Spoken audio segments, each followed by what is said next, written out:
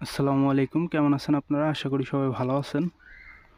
তো গত 2-3 দিন ধরে এই জায়গাটা পরিষ্কার করছি। আপনারা আগের ভিডিওতে দেখতে পাচ্ছেন যে আমরা এই জায়গাটা পরিষ্কার করেছি।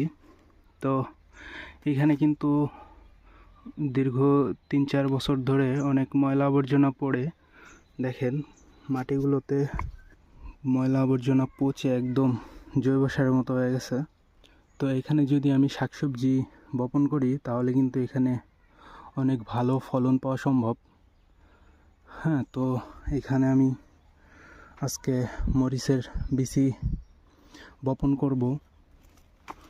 তো দেখেন, এর জন্য আমি এখানে ভালো করে মাটি কুপিয়ে এরপরে বীজগুলো বপন করে দেব। তো দেখেন, সকালে আমি এই বেডটা তৈরি করছি মরিচের বীজ বপন করার জন্য। তো মরিচের বীজ বপন করে আমি এখানে পানি দিয়ে দিছি। তো আপনারা দেখতেই পারতেছেন, এখানে কিছু দেশীয় মরিচের বিচি বপন করছি। ওনারা বলছিল দেশীয় মরিচ, তো লাগানোর পরেই দেখা যাবে আসলে এটা দেশি নাকি অন্য কোনো জাত। তো এখান থেকে যখন চারা গজাবে তো এগুলো আমরা এখান থেকে উঠিয়ে আমাদের যে এখানে দেখতেই পাচ্ছেন ফাড়ি, তো এই ফাড়ির দুই পাশ দিয়ে এগুলোকে আমরা রোপণ করে দিব।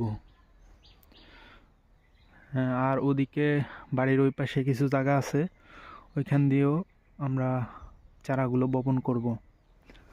আর এই জায়গা হচ্ছে আমরা এইখানে একটা ওইখানে একটা, এই দুইটায় আমরা কিছু কুমড়ার বিচি বপন করছি। এখানের কুমড়ার বিচিগুলা যখন চারা তৈরি হবে তখন আমরা ওইদিকে ছড়াই দিব, ওইদিকে দিয়ে দিব। তো মাটিতেই কুমড়া ভালো ফলন হয়, তো আমরা মাটিতেই দিয়ে দেব। আর হচ্ছে এখানে কুপিয়ে তারপরে আমরা শাকের চাষ করব। আর এই উপরে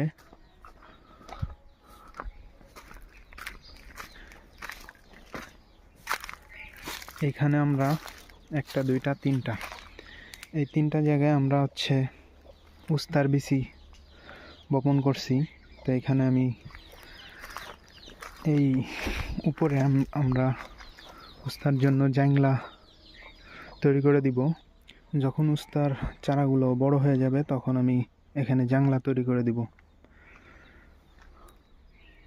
আর এখানে কিছু পুঁই শাক বপন করছি, দেখেন।